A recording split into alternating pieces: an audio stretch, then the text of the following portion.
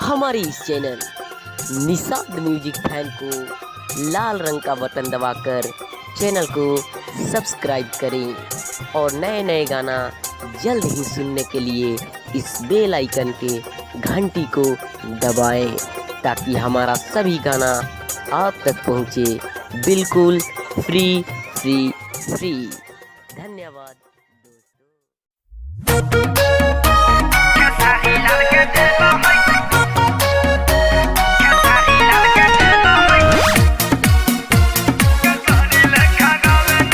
Music by विकास बिहारी।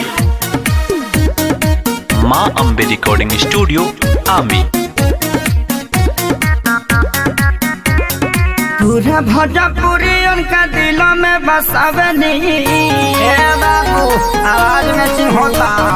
पूरा भोजपुरी उनका दिलों में बसावे नहीं। खेसारी लाल का चेला होय खेसारी लेखा गावनी। पवन सिंह के डायलॉग पर वीडियो बनावनी। खेसारी लाल का चेला होय खेसारी लेखा गावनी। पूरा भोजपुरी उनका दिलों में बसावे नहीं। खेसारी लाल का चेला होय खेसारी लेखा गावनी।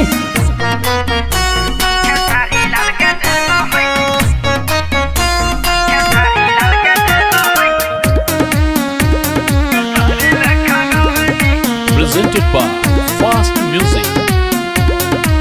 छप्पन के जान हमें शान हो बिहार के।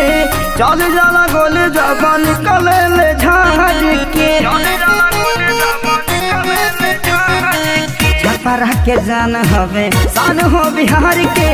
चल जाला गोली जबा निकले ले झाड़ के। निराहु का जय सर कसा चलावनी बुझाइल हो। निराहु का जाई सर कसा चलावनी। खेसारी लाल के चेला है खेसारी लेखा गावनी। पूरा भोजपुरी उनका दिलों में बसावनी। खेसारी लाल के चेला है खेसारी लेखा गावनी।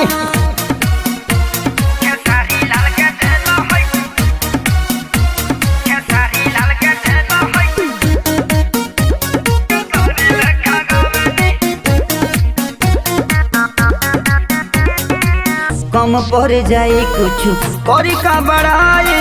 भैया खेसारी जैसा कमर का हिलाई। भैया खेसारी जैसा कमर का हिलाई। कम पड़ जाए कुछ करी का बड़ाई। भैया पवन लेखा के हुओ न गाई। इरशाद बेदारा दिशा गाना लिखवावनी। बड़ा बढ़िया गाना लिखले बड़े बाबू। विकास बिहारी से म्यूजिक बनावाने।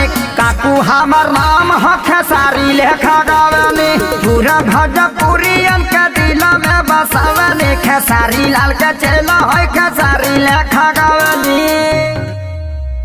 खेसारी लाल का चेला है खेसारी लेखा गावनी। ला गर्दा हो गए।